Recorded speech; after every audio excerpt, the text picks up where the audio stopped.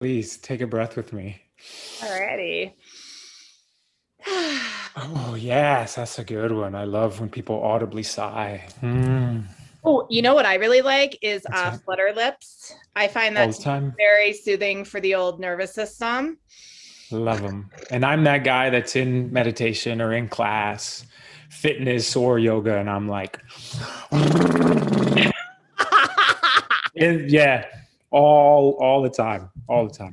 Amazing. So, hi, I'm Karuna. I'm the founder and executive director of Mind Oasis, and this is Meditation Happy Hour Tea, Talk, and Truth with Karuna. And my guest today is Ceasar F. Barajas. Ceasar, how Beautiful. are you? I feel like the how are yous are loaded questions these days. And Oh, I will say to you that I'm doing okay and I'm maintaining.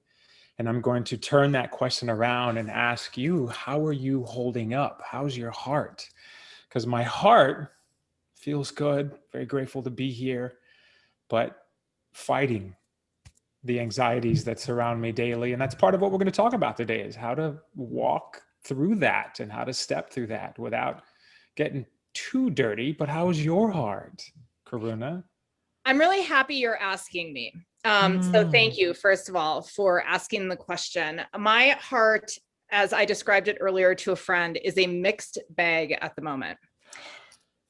I'm And I'm gonna, resonating with that deeply. yeah, and I'll even gift you a little bit of explanation here because I'd like to invite others who are like me to see if they notice this. Mm. So I ask people how they are. I ask people the questions, and I oftentimes am in the role of teacher, though, of course, we're always in the role of teacher and student. And what I've realized about that is one of the reasons that I'm the question answerer, or excuse Mm-hmm. me, asker, is honestly to avoid being the responder. Yup. And it's only been in the past couple of months that I really connected those dots together. Isn't that something? Here you are, is instinctively, habitually, you were in a particular pattern of behavior, but it wasn't until a couple of months ago, as you stated, that you were kind of like, wait a second, there's a little light to shed on this. And excuse me, I was choking on my water. How many of us at some point get an opportunity to really self reflect in that way? And I'm curious as to what prompted that for you. Like, how did that all of a sudden come about? Oh gosh, therapy and those pesky life coaches who won't let you just off You the mean damn those hook. pesky life coaches that keep asking you those really annoying questions that make you, but then you're like, okay, no, you're right, you're right. Yeah. And they send you books and they send you blog posts. And then you really reluctantly read them because you fucking paid for it. So why not? You're like, okay, I love that.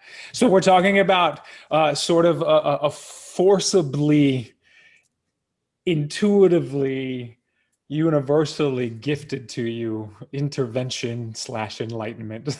You betcha, baby. You betcha. All right. So, Ceasar, I tell love me that. about your morning. It's how I kind of like to start the podcast. Like for you, you're East Coast, you're already into your afternoon, but what does your morning, what do they look like? First thing in the morning, upon that first alarm, because I'm a two alarm person, including the snoozing. I remember vividly years ago reading a Garfield comic. Remember back in the day when we used to read newspapers and I would go and You. grab the Sunday comics. And Garfield says, hey, the earlier that I set my alarm in the morning, the later I can oversleep. That thought, that Garfield cartoon is stuck with me. So I'm a pretty much, depending on where I need to be, the alarm has been set 2 to 2.5 hours before. First alarm wakens me and it's beautiful gongs because long gone are the blah, blah, blah that's going to wake me up. And then the secondary snoozing alarm is Princess Leia's theme music by John Williams. So there's these beautiful strings. So I will, first thing in the morning, once I start to get up and awaken, before my feet even hit the ground, I come into a dead bug and I will throw my feet and my hands in the air. And if you were to put a camera on me, it would look like I was singing and dancing and being possessed by the demons themselves, because I have to move and groove in that way in order for me to even step to go to the bathroom without hobbling. My old stuntman, physical dancer body is like, nope, there's no way we can just jump out of bed anymore. But I love movement, first thing. And then from there, we make our way to grab the coffee. We make our way to sit. And I try to do all of that before I even pick up the phone. I do have a wonderful Bible app, so I spend some time. Yeah, so I do go to the phone eventually because my daily scripture study is there. So I do end up picking up the phone, but before the emails, before the texts, before to see who on social said something to me, it's right to the Bible app for me. And then from there, we go about rest of the day, depending on what's going on. You're in New York?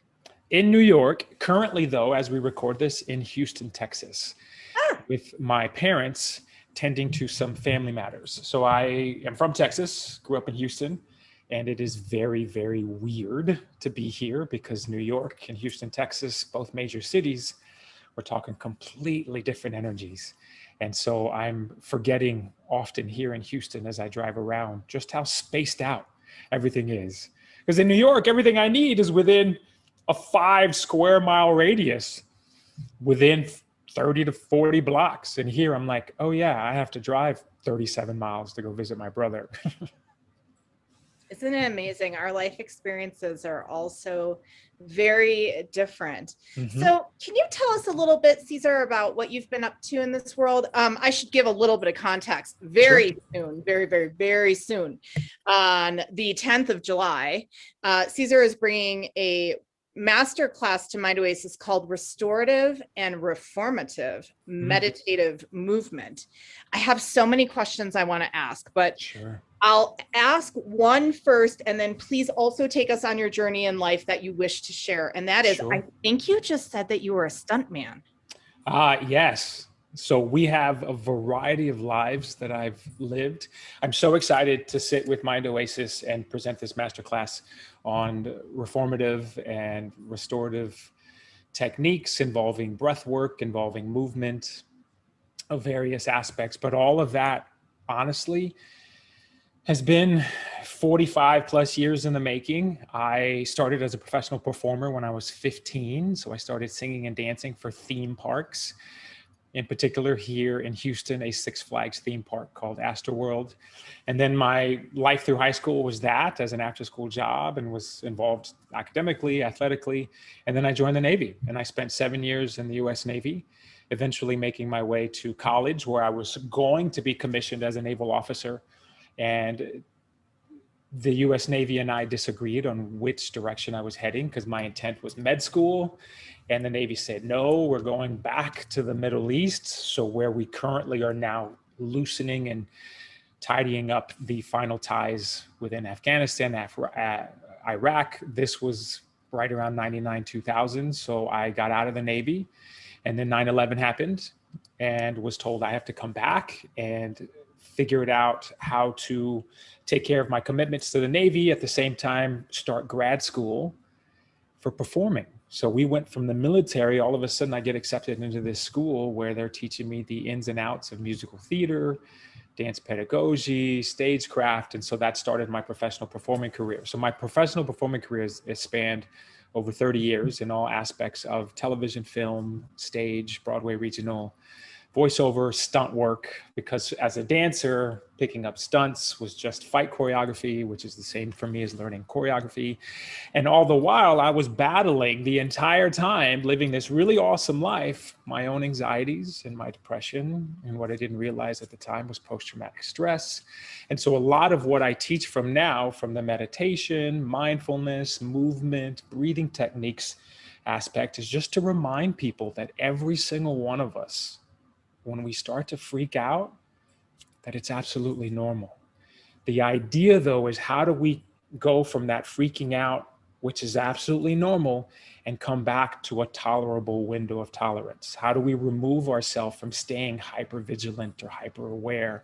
And so my techniques And certifications have come through meditation and yoga nidra and yoga and breathing techniques. But honestly, none of it started to piece together in an understandable form or fashion until my divorce, which was 11 years ago this year. At that point, my ex-wife was in danger. She was in danger physically, mentally, socially, spiritually, and I was putting myself in that same danger. So when she left, that was the first wake-up call. And so I share with people 11 years ago is when I found my emotional sobriety.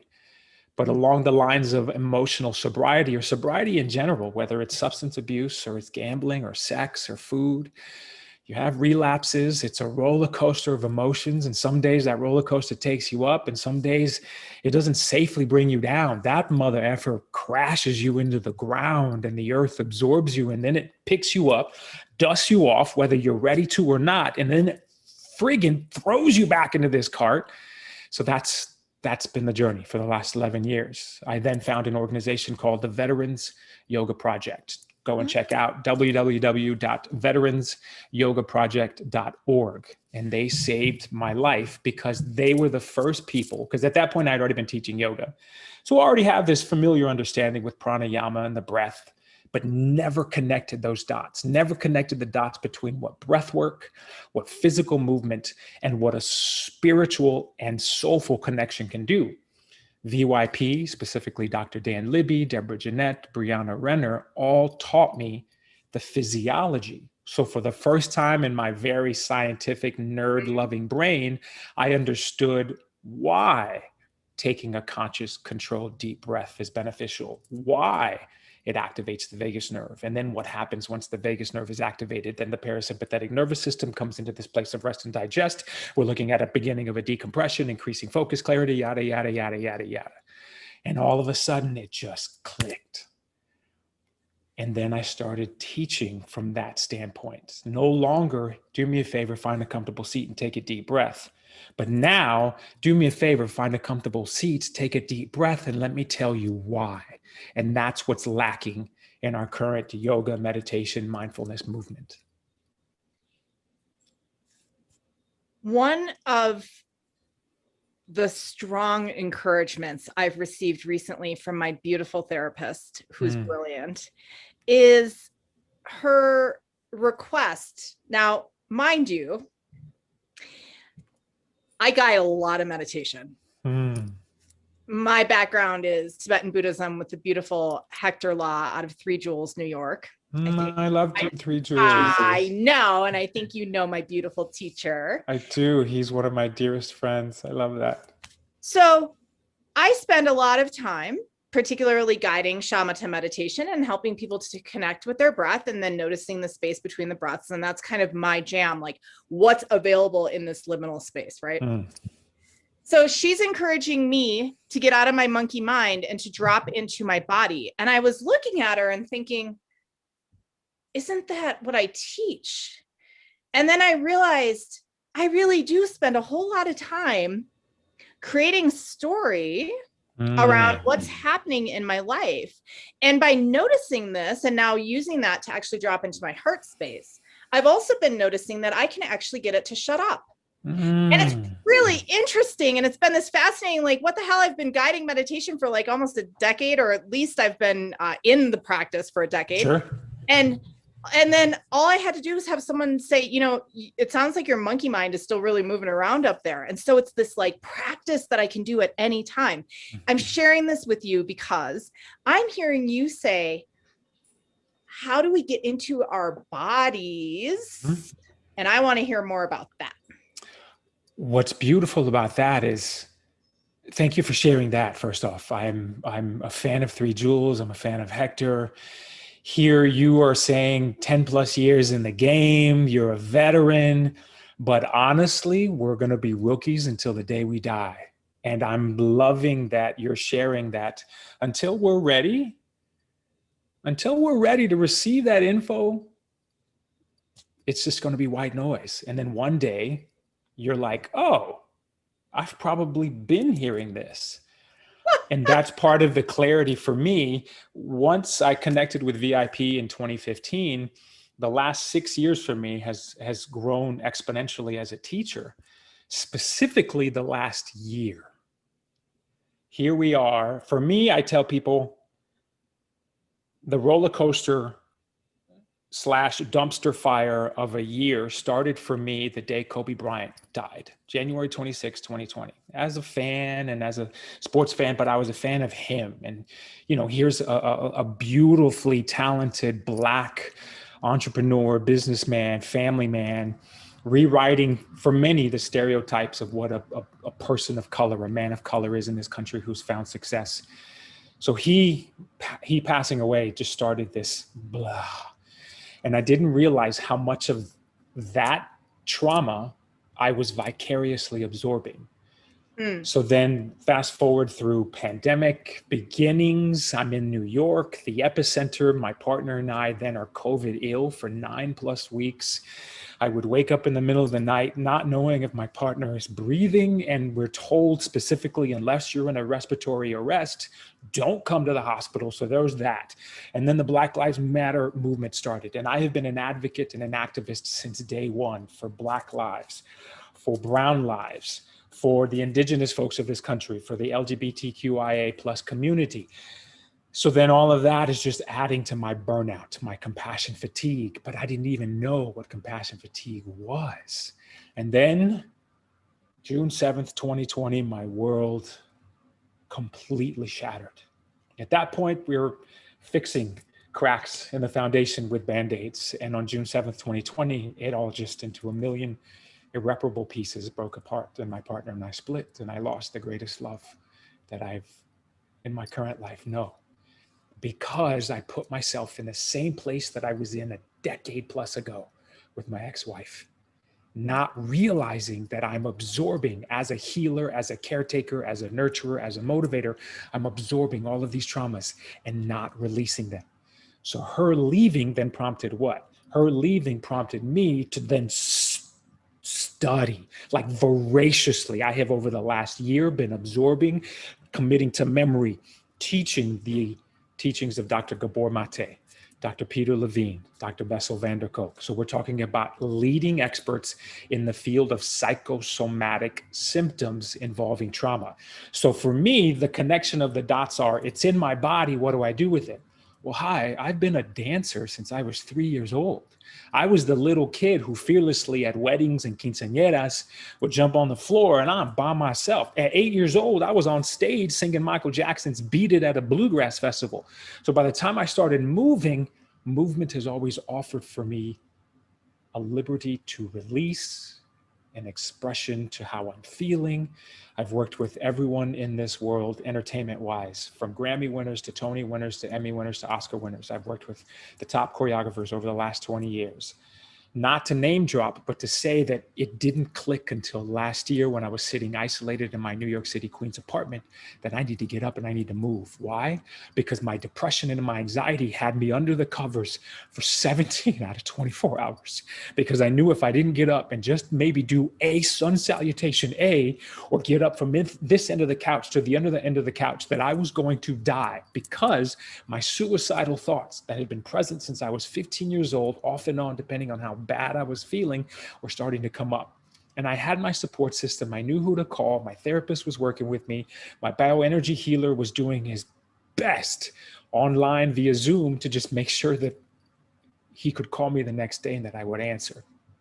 All of this is happening, and I realized my movement, but it wasn't yoga. So what I want to share with people is that the definition of reform is to relinquish what once was self-critical behaviors, self-destructive lifestyle. So in being a teacher, I want everyone to understand that through movement, through breath, and this is what the masterclass is going to cover, we can find ourselves in a position of reformation, which means it doesn't matter where you came from, friends.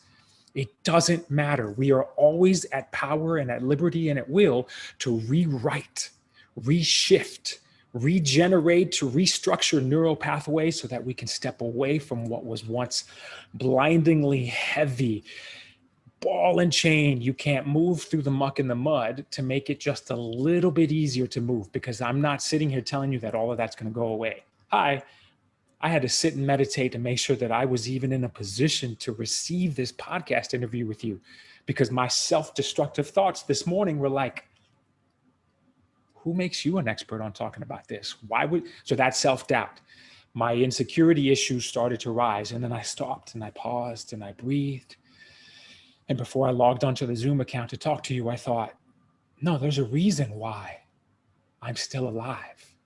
And here I am, friends, to help share this information, not for profit, not for money, because I'm going to tell you right now, I don't care. I would rather. Plus, it's Mind Oasis. You're not making a ton of. Oh my God, it's Mind Oasis, sweetheart. But it's just getting people to understand that they're never alone. You're always seen, you're always heard, you're always appreciated. And we already carry too much. So this is another 4-hour podcast. We already carry too much negative stigma surrounding mental health. Hi, what are we currently fighting about?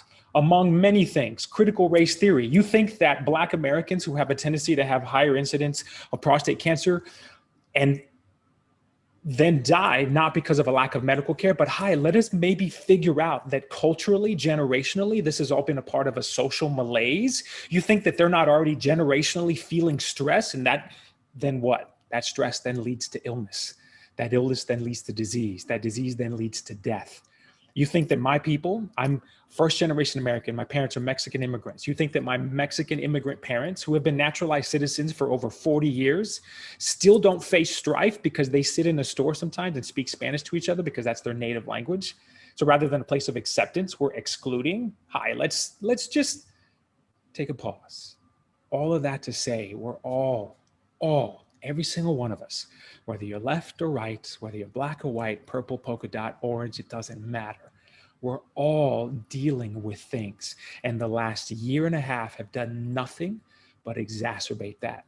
So how can we gain control? How can we find ourselves grasping at something a little more solid? First off, we release that control, because that control is non-existent, friends. I'm still trying to learn that. My therapist the other day, speaking of therapy, was like, yo, see, you do what you do sometimes because you need to be in control, and informationally you need to absorb. And I'm like, shut up. Stop it, because I know he's right. So part of what we'll go over is part of that movement. And some of it involves simply sitting at your desk if you're back to work, or if you're working from home, and wiggling the toes and wiggling the fingers. Why? Because your body is telling your brain to tell your hands to move around. But the minute you tell your hands to wiggle and move around, guess what? I'm not thinking about the fact that I've got this grocery list of things I have to go buy. My hand is moving right now. And it's just a matter of tapping into that. And then throughout the variety of techniques that I've learned in my own therapies, because I would never, ever offer anyone something that I haven't done myself. It's just the idea that this is what's helped me. How can you then take that so that it's going to help and benefit you? And this is why I lead and I teach from a place of invitation only. Hey, maybe you take a sit. Maybe you lay down on the ground. Maybe you drive that right knee through the heart center and place it in between your hands. Maybe you go up into that warrior one, because guess what? I'm not in control of how you choose to receive or reject the information I'm giving you. So for me, long gone is me telling people to do something. Nah, that's why I stopped telling people I'm a teacher. I'm a guide. I'm basically your yoga, meditation, fitness, dance, stunt work, choreography, musical theater, knowledge, masterclass, and acting guide. I'm here basically as a waiter. I'm going to present to you a menu. You choose what you want. Oh, I love that. Thank you. You're welcome to take it. I might borrow it. Please do. So I have a few different things I'd like to share with you. One is a sincere thank you for your voice and your courage and your honesty. Thank you. What came up for me, a lot of things, but one of the things that came up for me is how I had to self-talk myself out of bed to meet with you and my prior podcast person this morning. I am at heart an introvert, but I live an extroverted life. And I'm 46, so I'm apparently going, oh, and I bought a motorcycle. So I'm apparently going through like a totally typical midlife sort of crisis thing on top of the pandemic and everything else. And what I've discovered is every time I'm brave and I show up, no matter how hard it is, it was a little hard today.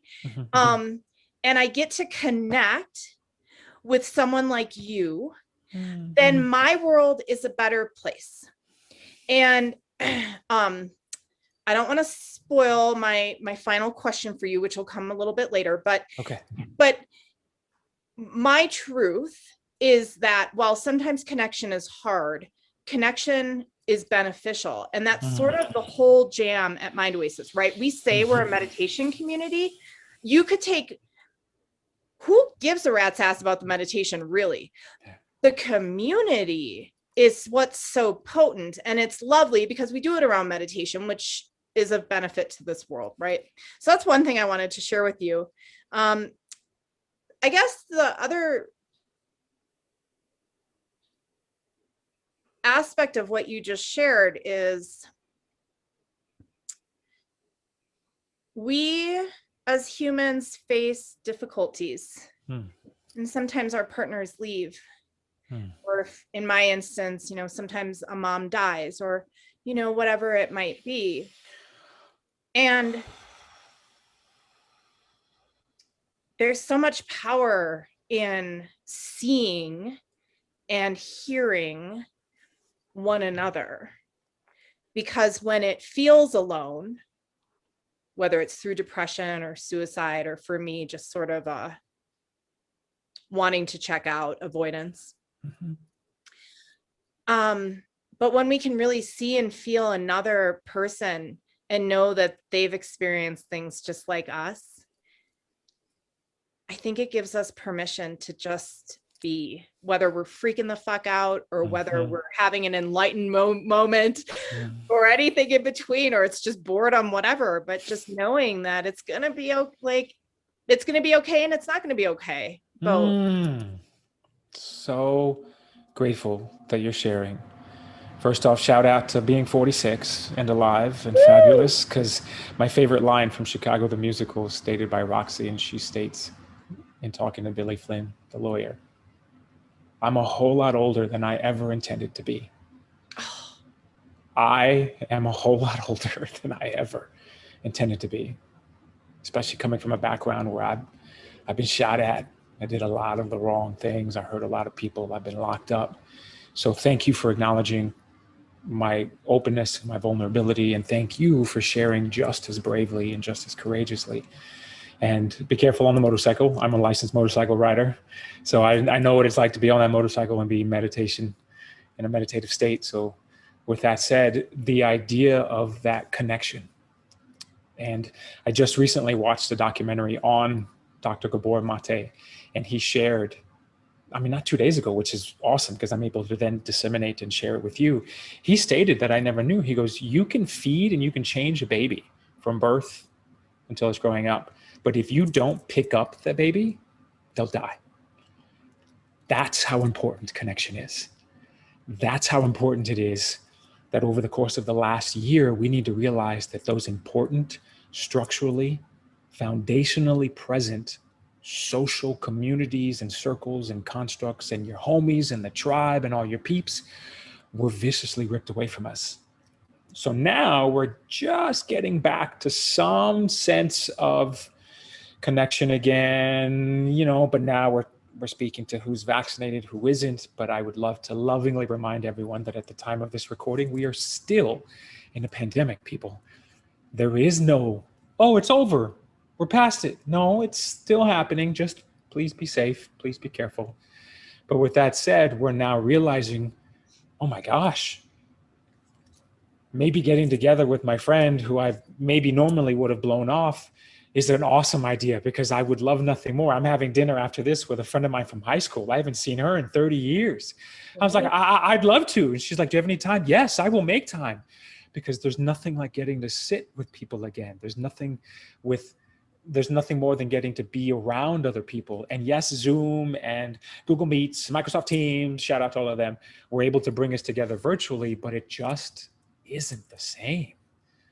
I told my therapist the minute I get back to into his office and we can safely meet in New York, I'm going to hug him. And he's like, you don't need to hug me. And I'm like, no, I'm going to hug you. Oh, I'm going to hug you. I'm It's going going to to be the hug you. 10-second kind of hug too, And it's sweetheart. going to be that, well, you may deem as awkward, but guess what? It's going to be you and I connecting for at least 3 to 5 breaths in order for both of us as parasympathetic nervous systems to come to a matching point.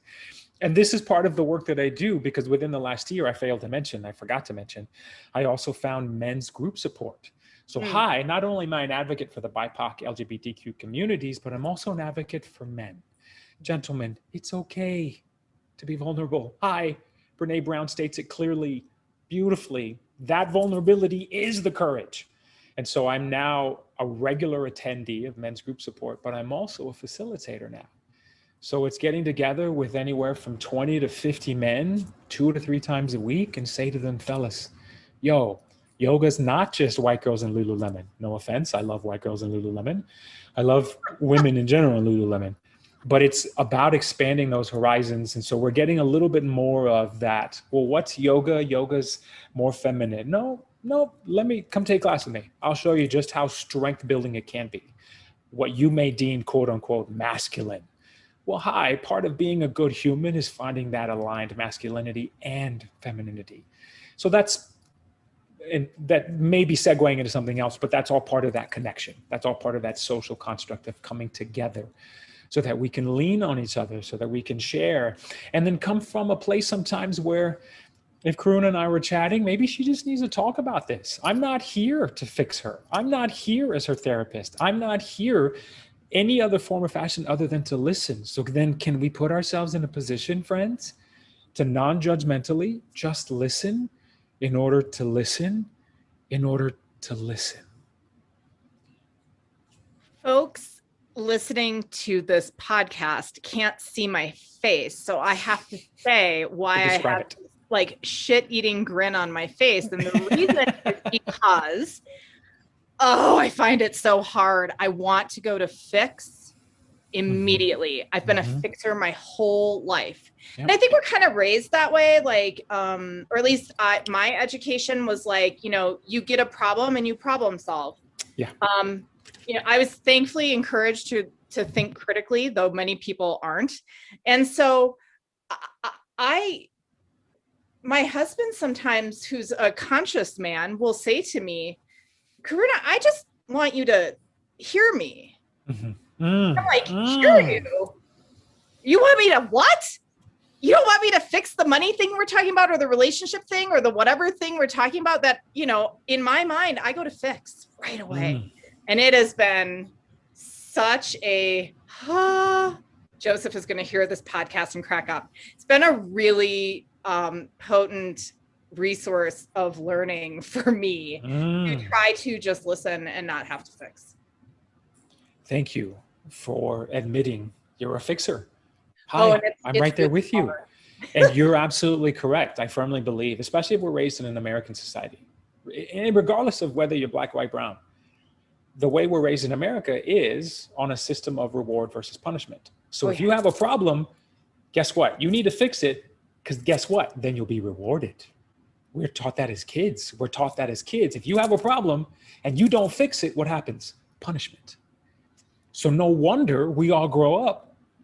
What? Oh, no. I mean, my friend is calling and she's got this issue with her boyfriend, but guess what? I need to solve.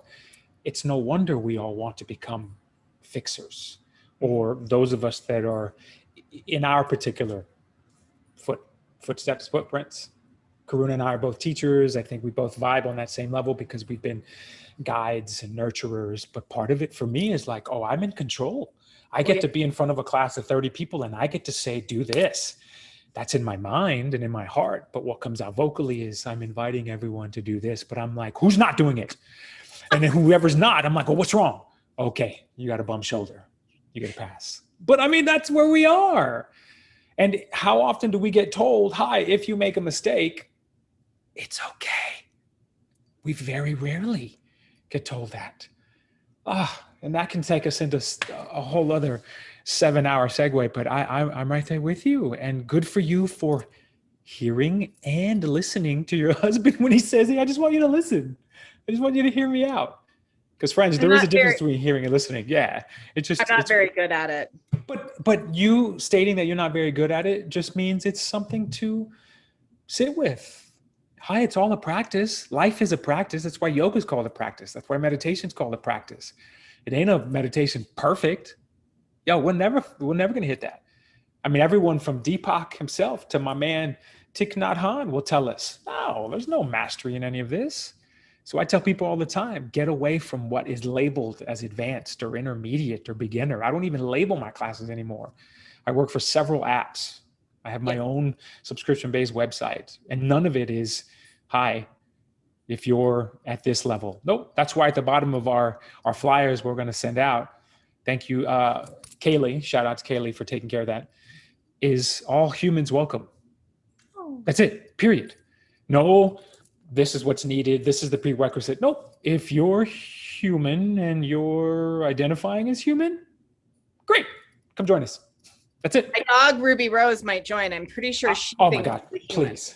I have a thing with just pets joining us because their energies as well. Isn't it so amazing? Which is why dogs and animals as therapy animals is so, yeah, very excited about that. So yes, tell Ruby Rose to show up. All right, I will let her know. So Restorative and Reformative Meditative Movement with Ceasar is on the 10th of July, which is coming up very quickly. It's a Saturday. It's 3 hours long. You can find out more at mindoasis.org, and you just go to the Learn tab and you will see this gorgeous being's face there. Again, the 10th of July on a Saturday, and it's at mindoasis.org, and you can just go to the Learn tab. So tell me just a little overview of what we can expect during the 3 hours. Sure. First off, I personally, if I hear something's 3 hours long, I'm like, ugh. So please know, it's 3 hours long, but you'll honestly feel like you wanted it to be 6 to 9. Or maybe over the course of 2 days. So within those 3 hours, we're going to sit down and do a little bit of what we do here. Just check in. I'm from the school of coaching and consulting and teaching where it's like, okay, without telling me a story, I'd love to know what you're feeling physically. I'd love to know what you're feeling emotionally. And then I'd love to know what it is that you need. So we'll delve into why that's important. All the while trying to silence that monkey mind that's screeching in your ear. All the while trying to tell ourselves, nope, the story is this. No. And so we'll move from that into a guided relaxation. We'll sit and we'll explore the different kinds of movements, all the while giving you plenty of breaks. Trust me, I'm also like, oh my God, okay, I got 30 minutes. But it's about putting ourselves in a position to understand that, again, reformation is possible. It doesn't matter who you are, what your background is. All of us in our birth, deserve love and acceptance. Dr. Kristen Neff, who's one of my favorite leading experts on self-compassion, says love and acceptance are our birthrights. So first and foremost, just come join. We're going to have a good time. I have a tendency to teach very excitedly, as you can tell just by listening. So that's what you're going to find yourself doing. All skill levels welcome. Again, just if you feel like taking a huge deep breath with me that day for several hours and learning some really cool things, then please join us. We'll be happy to have you. It's going to be so amazing. All right. So my last question is this. So it's the subtitle to my podcast is Tea, Talk, and Truth with Karuna. This is kind of fun because you're in Houston. I've been sipping on Topo Chico, the best water out of Mexico ever known to man or woman or humankind. And Ceasar, what do you have going on? I saw you sipping something. I actually am laughing because I drink Topo Chico on the regular, but don't during interviews because it causes me to burp. So in my BB-8 Star Wars, I'm a huge Star Wars fanatic. In my BB-8 Star Wars shaker here is regular filtered water, because I've learned the lessons about eating too much before a podcast interview, before doing a scene on TV show. And so Topo Chico is my go-to. There are several bottles in the fridge. I actually spent 2.5 months on a sabbatical in Mexico, so I had it every day and found myself connecting to my ancestral strength and to the lands in which I come from. So Topo Chico makes me very excited. For those of you who don't know what it is, it's just mineral water, but like really awesome mineral water. The best. Plus it's gluten-free, fat-free, and boneless. Yeah, it's really quite healthy. So that's our tea for today. It was, well, for me, Topo Chico and you, filtered water. And then we definitely talked. So now we need to get to the last aspect, which is Ceasar F. Barajas. What is your truth? My truth. Oh, wow. My truth is to lead a life first and foremost with compassion, with kindness, with courtesy, with inclusivity, and with love. I survived for a reason. And so if I can do that, that's my truth. I have to add one word to your truth, which is rude, but and living courageously. Courageously. Thank you. You know what? A friend of mine one time, prior to us recording, Karuna very graciously asked, how do I pronounce my name? And I remember vividly having this conversation, speaking of courageous. And my friend goes, oh, I've been mispronouncing it in my head this whole time. Once I said the last name is Barajas. And she goes, I just always figured it was Barajas because it rhymes with courageous. And I thought that was the most beautiful compliment I'd ever received. So thank you for not knowing what the word courageous means for me and adding it to my list of truths. So I will also take Ceasar F. Barajas as in courageous. I love it.